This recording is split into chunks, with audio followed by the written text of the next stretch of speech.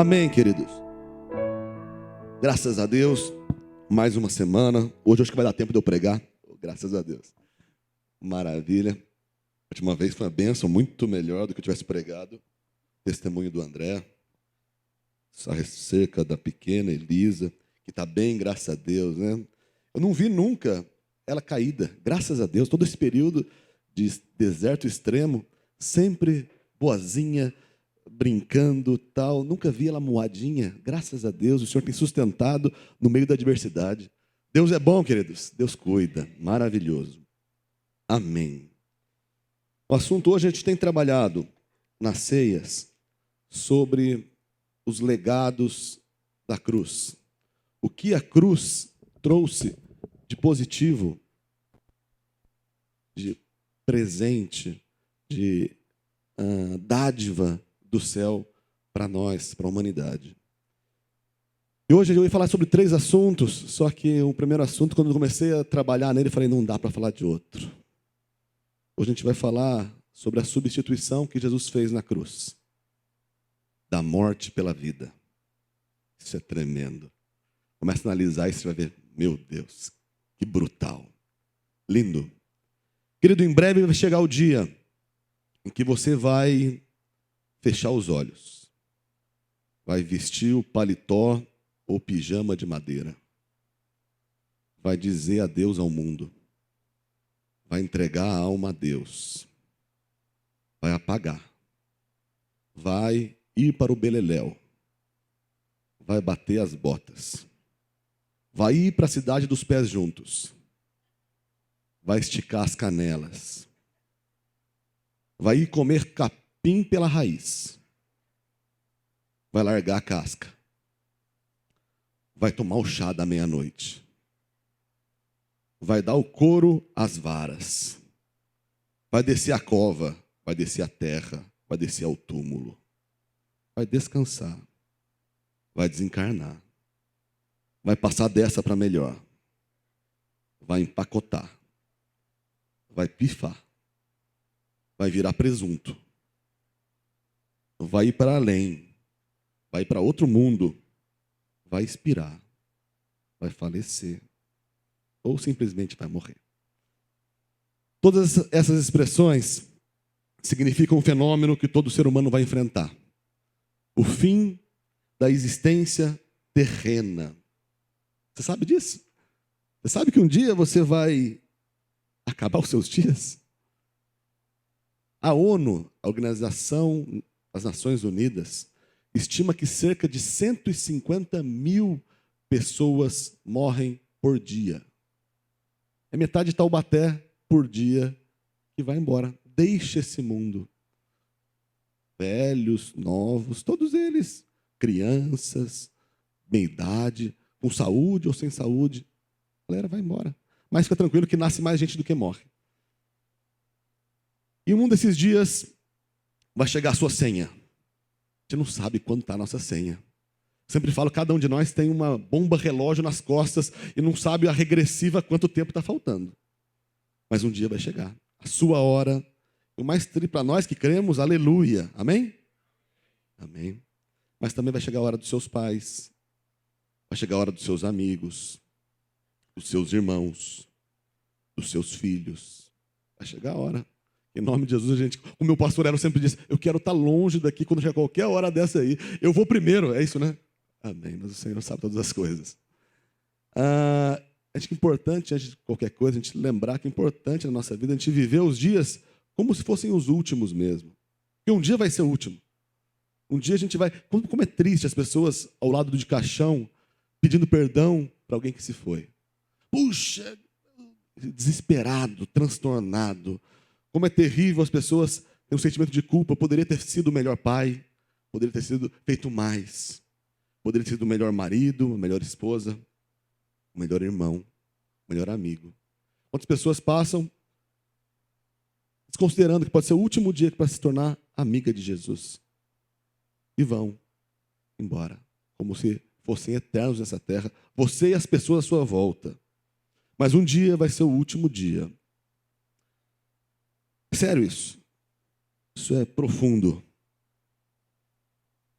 apesar de todos os eufemismos é falar uma coisa com uma palavra mais doce, que a gente usou para expressar a morte, que traz até um pouco de descontração, como a gente falou, virar presunto, divertido.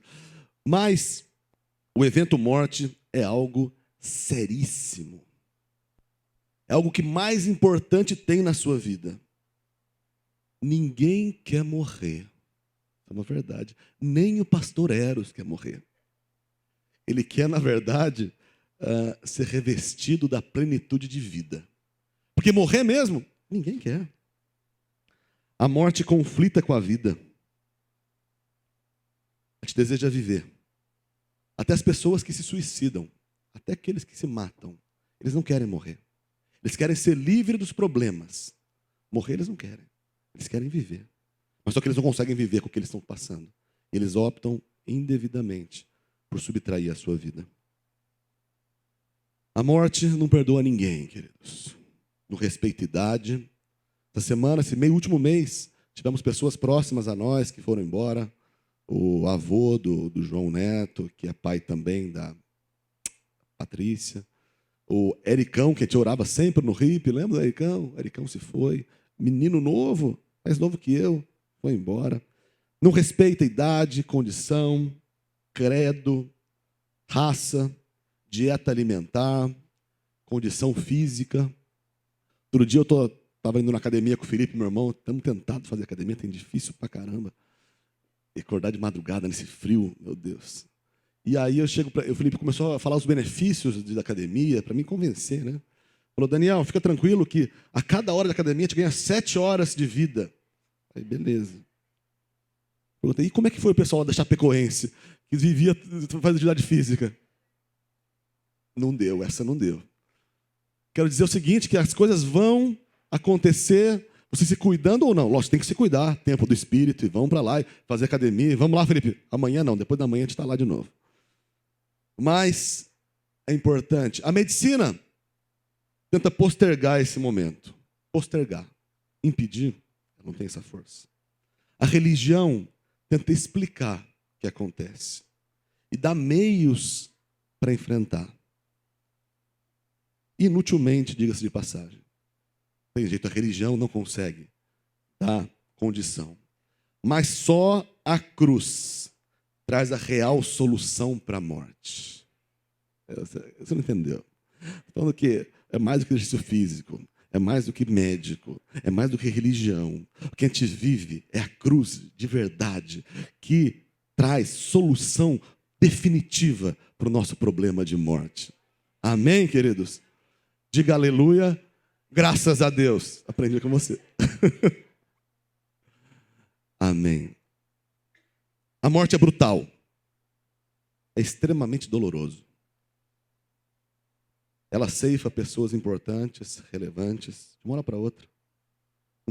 Não perdoa nem os entes mais queridos nossos.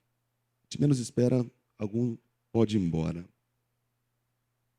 E vivemos, infelizmente, muitas vezes como se ela não existisse. Como o Renan falou aqui sobre Jesus, e de fato é.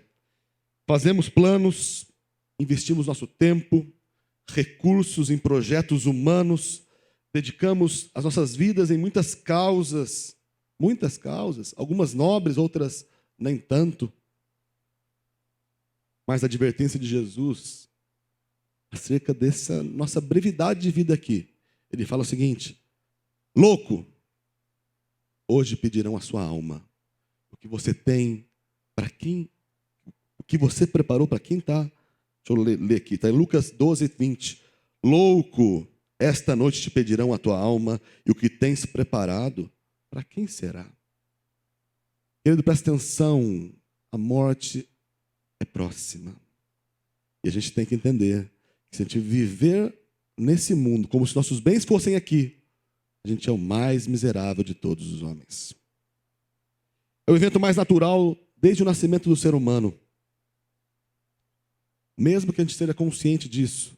Alguém aqui acha que não vai morrer? Tirando, lógico, aqueles que creem que Jesus está voltando, e eu também creio, diga amém. Amém. Mas se Jesus não voltar até daqui a 100 anos, alguém acha que vai estar vivo aqui? Não.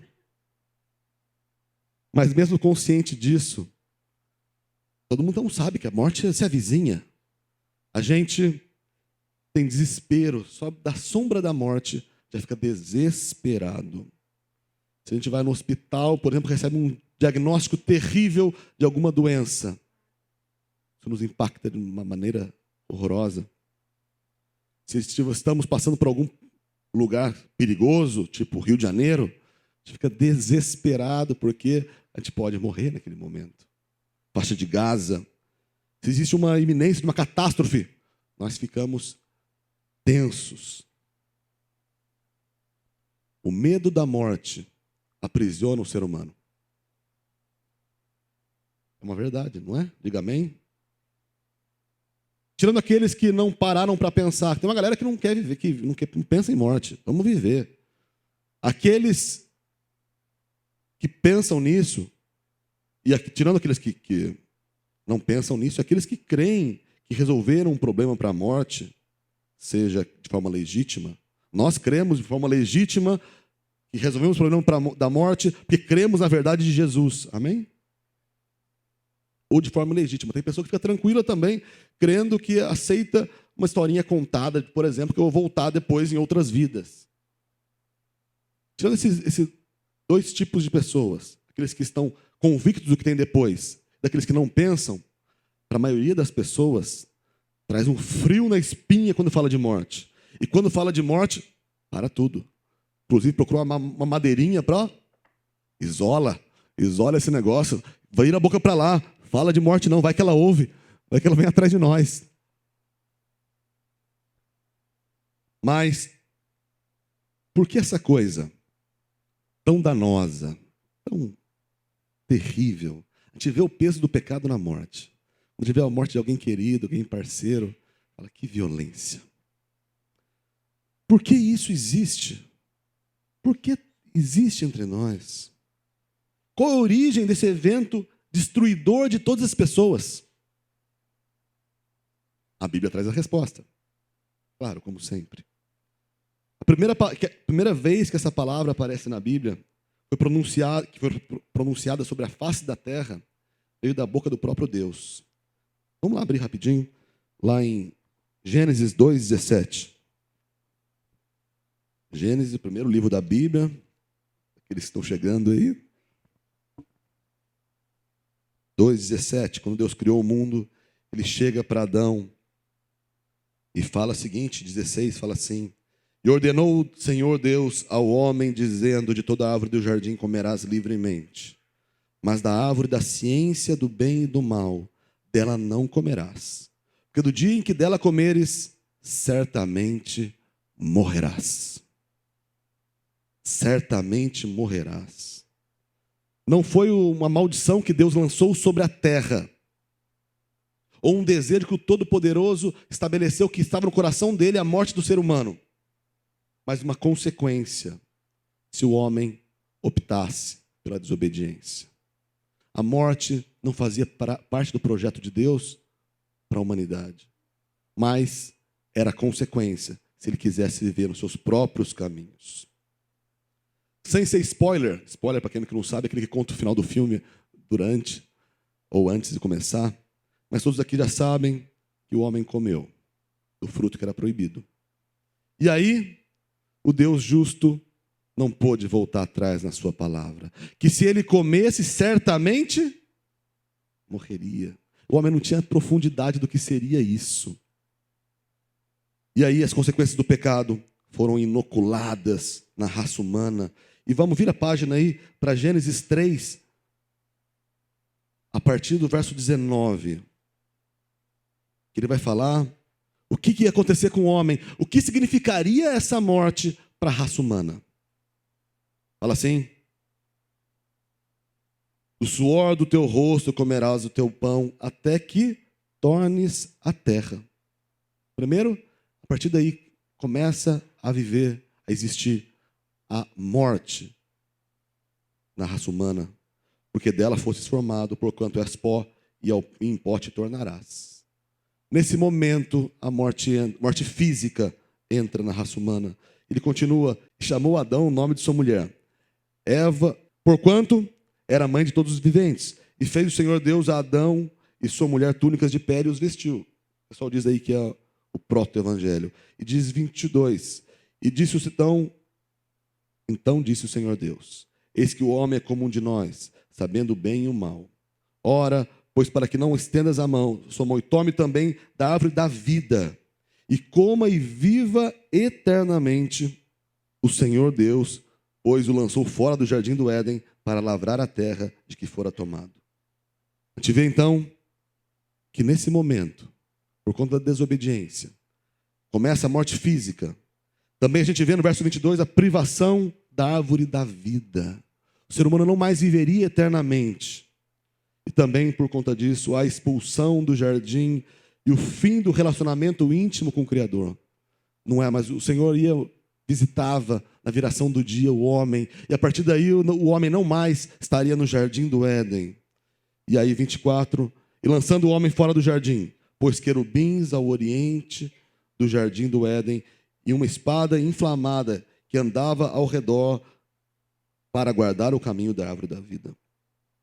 Houve um impedimento absoluto para que o homem retornasse ao estado anterior à agressão. A queda do homem é algo profundo que trouxe a morte física e a morte espiritual, separação eterna de Deus. E é lindo que a gente vai estar comemorando hoje, porque foi impedido pela árvore, a árvore da vida foi impedido. Depois, com a morte e ressurreição de Jesus, é nos facultado novamente ao acesso à vida e à árvore da vida. Amém. Portanto, vemos que a morte física foi consequência do pecado. Isso é repetido, todos já sabem. E no Novo Testamento isso fica mais claro, em Romanos 6, 23, que fala: o salário do pecado é a morte. Não fazia parte do projeto inicial de Deus, da criação do homem, a morte. E aí, por conta disso, não cabe e se irá contra Deus no caso da morte de alguém, pois ela somente está na estrutura humana, por causa da escolha do próprio homem que optou pela transgressão, dando ouvido ao inimigo. Presta atenção, isso é muito sério. As pessoas pegam que se morre alguém, muitas pessoas se abandonam Deus. Cadê Deus? Querido, presta atenção, a morte não é projeto de Deus. E ela só existe por conta de quem? Do seu pai, Adão, que deu ouvidos à serpente, e deixou, e permitiu, e quis, inconscientemente, que a morte entrasse. É a mesma coisa que nós entrássemos com uma ação judicial contra a Tramontina, porque alguém pegou uma faca de churrasco e matou outra pessoa. Tem sentido isso? A faca era para churrasco. Mas a pessoa fala, mas é o churrasco, mas essa faca usada para churrasco rasgou os órgãos internos de algumas pessoas. De alguma pessoa. Fala, pá, mas não tem sentido, porque o projeto, quando foi feito, a faca de churrasco, não era esse. Então não é a culpa, então não é de quem fabricou, mas a culpa é de quem usou errado. A culpa é de quem deturpou o que tinha sido feito. E aí, o inimigo das nossas almas, falando por conta de ter dado ouvido a isso, começou na raça humana, uma coisa que diz lá em João 10, que fala que o diabo vence não para matar, roubar e destruir. A gente vê que o projeto satânico é destruir a humanidade. E nos anos seguintes, para aprender, todos sabem isso, que o pecado, então, ou a morte não está no coração de Deus, não foi criada por Deus para a humanidade. E aí, nos anos seguintes, começou por meio de vários mandamentos. E diante da morte, a única opção para a raça humana seria o oferecimento de outra vida. Uma vida pagando o pecado, pagando a morte. Não precisa abrir. Êxodo 21, 23 fala, mas se houver morte, então darás vida por vida. Desde o começo, para o pecado que gera morte, tem que trazer uma vida nesse lugar. Explicando que a vida está no sangue também, lá em Levítico 17:11, fala que a vida está no sangue. Portanto, não havia possibilidade de não aplicar a pena de morte sem o derramamento do sangue. Não tem como aquela ordem que Deus deu, que se ele pecasse, se ele comesse do fruto, ele certamente morreria. Essa morte precisava ser aplicada. Isso não é novidade para ninguém. E assim, ao longo do Velho Testamento, começou a realização de diversos sacrifícios que tinham o objetivo da penalidade do pecado, que é a morte, recair sobre o transgressor, que deveria recair sobre o transgressor, ser derramado sobre um animal inocente. O animal inocente, Deus não tinha prazer em ver sanguinho de bodezinho rodando. Não era isso. Não, um Deus que exigia o sangue, não tinha prazer nisso. Na verdade, isso era só figura, de fato, daquele que viria e seria o Cordeiro de Deus, que poderia nos salvar. Ele só era umas cenas dos próximos capítulos, quando a morte do animal acontecia. Não era o fundamento, a partir daí, da solução da raça humana. E por que isso? Somente outra vida podia impedir a morte do pecador. O pecado só se paga com morte. Você já cometeu pecado? Diga amém. Nem todos. Alguém não cometeu pecado ainda? Vamos conversar com você. Vamos conversar, querido. Falar que pecado não é você matar só. Pecado é qualquer coisa que te faz contra a vontade de Deus. Tá, irmãozinho? Beleza. E aí tudo somente com morte poderia solucionar o pecado. Assim como o fogo só se apaga com resfriamento. Assim como com a fome só se extirpa a fome com alimento. Assim também, somente com a oferta de vida, a morte satisfaria. A morte, que todos nós somos devedores, ela clama por vida. A morte vinda do pecado se sacia com a aniquilação de uma vida. Sem a aniquilação de uma vida, o pecado e a consequência continuam existindo. Porém, animais que eram mortos no Velho Testamento concediam apenas uma sobrevida equivalente à que eles tinham. O animal tinha uma vida eterna. O animal tem vida eterna? Tem ou não tem? Acho que alguns animais vivam muitos anos. Parece que tartaruga que vive 100 anos, né? Mas não tem vida eterna. Toda a vida que o animal despendia naquele sacrifício era uma vida finita. Portanto, ele só aplacava a penalidade do ponto de vista enquanto era vida. Por isso que a pessoa não morria por cometer algum pecado. E aí, por isso que todas as pessoas do Velho Testamento, depois do pecado, morreram. Acabou. Com a substituição operada pelo sacrifício, o homem transgressor apenas adquiria uma sobrevida finita. Só vivia mais um tempo. Tanto que os pecados apenas eram cobertos. Só se cobria os pecados. Não se eliminava o pecado no Velho Testamento. O pecado só era coberto, permanecendo a natureza de pecado. A natureza pecaminosa continuava a existir. Tanto que as pessoas tinham que fazer todos os anos tinham que fazer sacrifício. Assim, para que o homem, nós, raça humana, conseguisse vencer a morte eterna, seria imprescindível a oferta de alguém que detivesse a vida eterna. Você não entendeu isso? Para você ter a vida eterna, precisava alguém morrer no seu lugar que tivesse vida eterna. Senão você só receberia o sacrifício inerente àquele animalzinho, que era a vida finita. E é lindo o que aconteceu. Naquela terça-feira, não sei se é terça-feira, lá no Oriente Médio, estava João batizando. E eis que despontou, lá nas colinas, o rei da vida, chegando lá, triunfante, não com o exército, mas com vestimentas simples. E ele, com uma apelação do Espírito de Deus, vira e fala para todos: eis o Cordeiro de Deus, que tira o pecado do mundo. Maravilhoso! O pecado que gerava a morte por conta de Jesus não existe mais para nós. Tira o pecado do mundo. Agora não é mais só coberto, como acontecia no Velho Testamento, só cobria o pecado. Agora tira, agora elimina. A causa de morte, que era o pecado, não existe mais por causa de Jesus.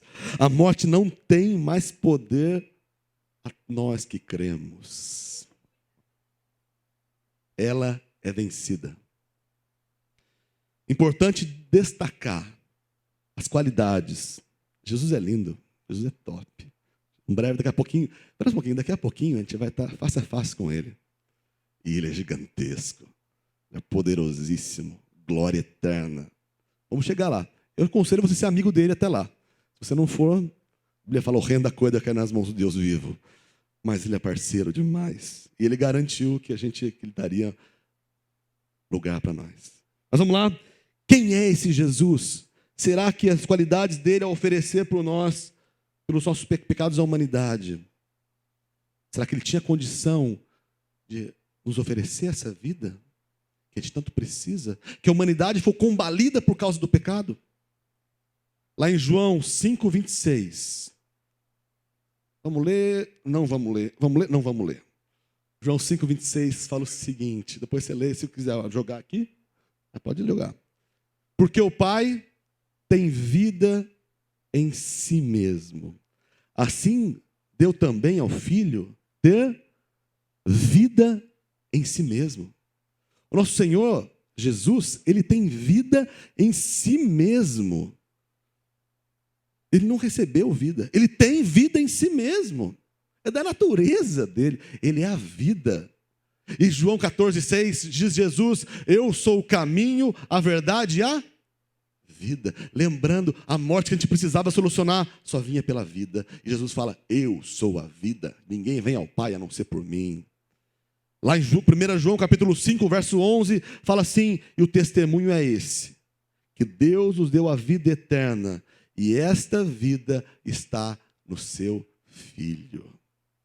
Sem Jesus não há vida eterna. Sem Jesus não há forma da maldição do pecado que gerou morte ser extirpada.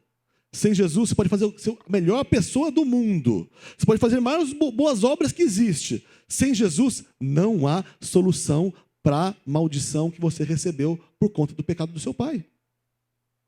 Em Atos 3,15, quando começa a falar, Pedro começa a falar, ele fala uma frase, com uma expressão que eu acho linda, ele fala para os judeus: e matastes o autor da vida.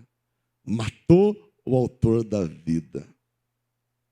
Somente alguém que detém a vida eterna, que é o autor da vida, poderia vencer a morte. Vocês entenderam? Somente aquele que tem vida em si mesmo, que é o autor da vida, que o Pai deu vida eterna nele, ao morrer, poderia nos conceder a vida eterna. Pequeno Filipinho do Fábio.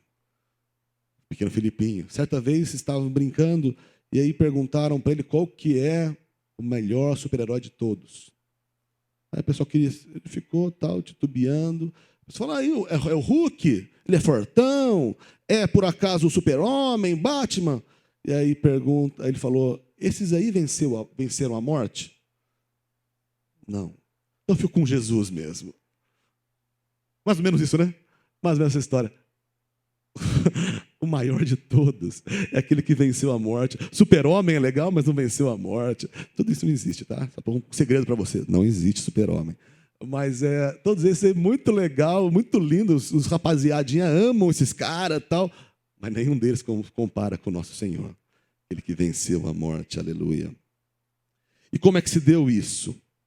E aí, só para fechar, dois versículos que eu falei metade. Romanos 6:23 fala: porque o salário do pecado é a morte, mas o dom gratuito de Deus é a vida eterna em Cristo Jesus. Por causa do pecado, você devia a morte. Por causa do presente de Deus, você tem vida em Cristo. Vai falar também em João 10:10, os diabos vêm ensinando para matar o inimigo, o diabo, para matar, roubar e destruir. Mas disse Jesus, eu vim para que tenhais vida, e vida em abundância. Coisa maravilhosa, a gente pode ter vida em Jesus. Definitivamente. Queria pedir para os irmãos abrirem João capítulo 3. João 3. Famosíssimo João 3. Do verso 14 a 16. Ele vai falar o seguinte. Antes de falar de João 3, essa passagem. Cadê? 14, vamos ver o 14. E como Moisés levantou o serpente no deserto, assim importa que o Filho do Homem seja levantado. Vamos pôr uma pausa aqui, só para se situarem. Lá em Números capítulo 21, vai falar o seguinte. O povo de Israel, na trajetória até a terra prometida, começou a reclamar. Povo que reclama, né? Graças a Deus que é só um povo que ficou lá para trás. Hoje em dia, esse povo aqui, não existe palavra de murmuração na boca disso. Por fé eu digo amém. Por fé. E aí o povo começou a reclamar que não estava legal, aquela comida que o senhor está dando aí não é balanceada, está faltando aqui coisa para nós, está faltando low carb aqui nessa nossa dieta. Começou a reclamar, e aí o que aconteceu? Começou a serpentes, ardentes, diz o texto, picar a galerinha.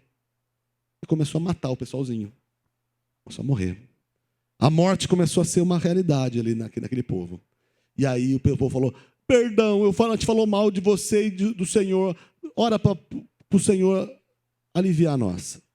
Aí Deus fala, constrói uma haste e põe uma serpente lá. E todo aquele que for picado e olhar, vai ser curado. Picou. A morte, a consequência da morte começou a ser inerente naquela pessoa que foi picada, só olhar, vai ser curado. E aí Jesus fala, você lembra que aconteceu isso lá atrás? Jesus está falando aqui para o Nicodemos, um sacerdote da lei que conhecia. Ele fala, quem que vai ser levantado? Vai ser eu. Será eu. Quando eu for levantado. Ele vai continuar o texto no verso 15.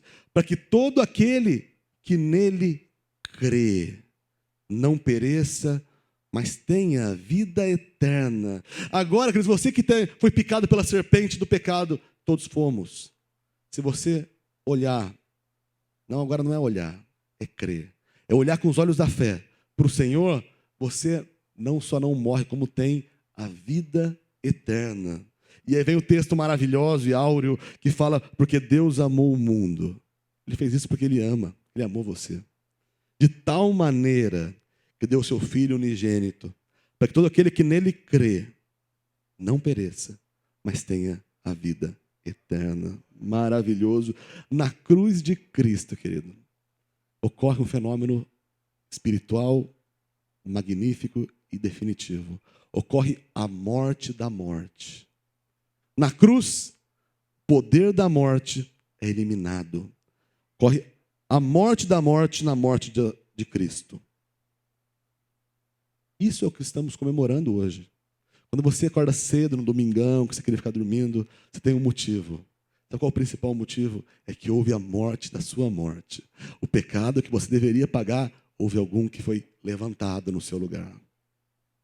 Queria abrir 3 textos para a gente encerrar.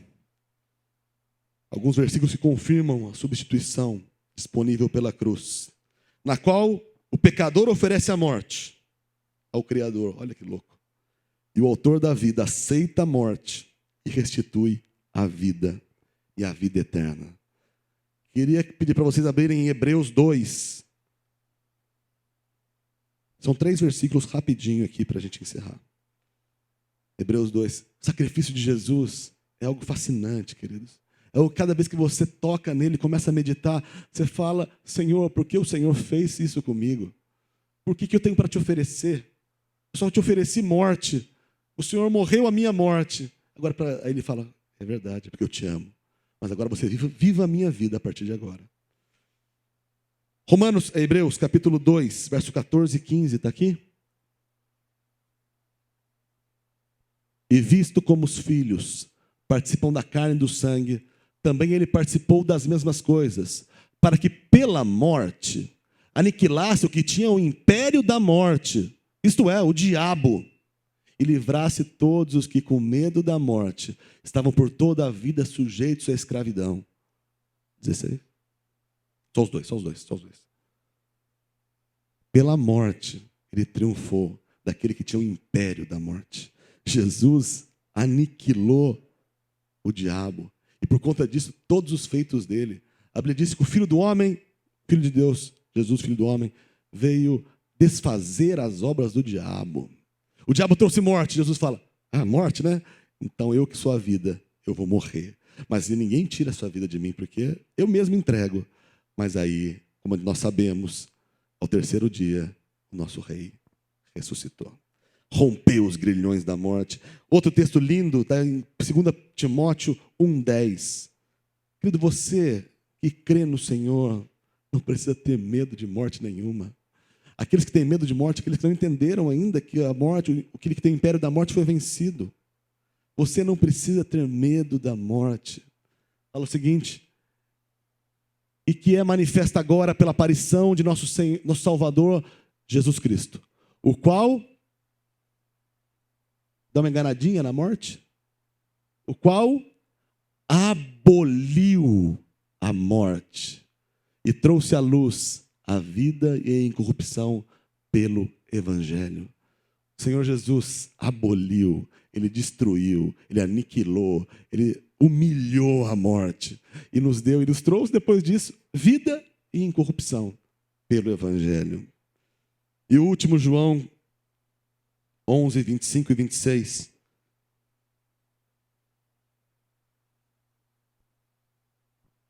Vai falar o seguinte, disse-lhe Jesus, ai que coisa linda, eu sou a ressurreição e a vida. Quem crê em mim, ainda que seja morto, viverá. E todo que vive e crê em mim, nunca morrerá. Crês tu isso? Crês tu isso? Você vive, você nunca vai morrer. Você vai ser revestido de vida em breve. Portanto, amados, o Senhor morreu a nossa morte para que pudéssemos viver a sua vida. E essa vida não é uma vida é uma vida abundante e eterna. E além disso, eu vou ler o último capítulo, versículo aqui, que esse é maravilhoso. Vai contar do final dos tempos, como que vai acontecer. 1 Coríntios 15, 26. Vai falar uma coisa que eu acho tremenda. Temos a garantia de que todo ser humano, que um dia não mais vai haver morte na experiência humana. Nunca mais vai existir morte em nada mais. 1 Coríntios 15, 26 fala o seguinte. E o último inimigo a ser aniquilado é a morte. Jesus aniquilou por nós na cruz. Mas ainda continuam os efeitos desse, como um ventilador do ser humano, ainda existem, morremos. Mas ele vai falar o seguinte, o último inimigo na existência humana a ser eliminado é a morte. E ele vai no verso 53, falar o seguinte, porque convém, olha que lindo, que isso que é corruptível se revista da incorruptibilidade. Isso que é mortal se revista da imortalidade. E quando que é corruptível? Olha, você sabe a sua carne podre que é corruptível? E isso, quando é corruptível, se revestir da incorruptibilidade. Isso que é mortal, se revestir da imortalidade. Então cumprir-se-á a palavra que está escrita, tragada foi a morte na vitória. Onde está, ó morte, teu aguilhão? Onde está, ó inferno, a sua vitória? Querido, a gente vai experimentar isso. A gente vai passar por uma experiência da sensação física do nosso organismo. Mas nós jamais morreremos. Tem umas frases de alguns irmãos, ao longo da história, que estavam próximo da morte, e falaram, vê se você concorda com um deles, um tal chamado Moody. Moody tem aquela frase maravilhosa, que não vou nem falar hoje, que eu sempre falo. Mas tem um momento que Moody fala o seguinte, que disse no dia da sua morte: esse é o dia da minha coroação. Não tentem me chamar de volta. Já ouviu alguém falar isso? Ah, de vocês que orem por mim. Vi que o Moody está falando a mesma coisa. E aí Spurgeon, na morte de Pedro, isso é lindo. Você mostra aquele que crê, que está seguro do Deus que tem, do Deus que jamais nos abandona, do Deus que está sempre conosco, do Deus que não nos deixa sozinho na morte, que vai nos encontrar daqui a pouquinho do outro lado. Está seguro, seguro, como uma bisoca, feliz e satisfeito, à beira da morte. Diferente do povo aí que estava caindo um avião uma vez, ícone de outra religião, começou a ficar desesperado, e aí um dos espíritos falou: morra pelo menos com dignidade. Mas no nosso caso não. No nosso caso nós temos a convicção. E aí vem Spurgeon falando antes de morrer, fala o seguinte: será que isso é morte?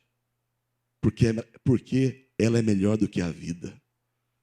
Começou a ver um raiar do outro mundo, do novo amanhecer na vida dele. Ele começou a falar: é morte isso? Isso é vida. E aí Moody, mais uma vez Moody gostou de falar na beira da morte. Ele fala alguma coisa antes de falecer: a terra rescindir e os céus se abrem para mim. Não é um sonho. Se isso for morte, é maravilhoso. Não há vales. Deus está me chamando e preciso ir. Glória a Deus. Querido, maravilhoso saber que o nosso rei venceu a morte. Para que a gente pudesse ir para cima. Para que a gente pudesse viver a vida dele, que é uma vida eterna, sem limitação. E queria chamar os irmãos do louvor, sem limitação. Nós só podemos ser gratos ao Senhor por tudo que Ele fez por nós, por amor, por causa da cruz. Nós podemos hoje estar tranquilo que o dia que a gente estiver indo embora, nós sabemos que temos um Deus que jamais falha, um Deus fiel, que vai estar nos recebendo do outro lado, porque Ele já pagou a nossa dívida na cruz. Amém, queridos?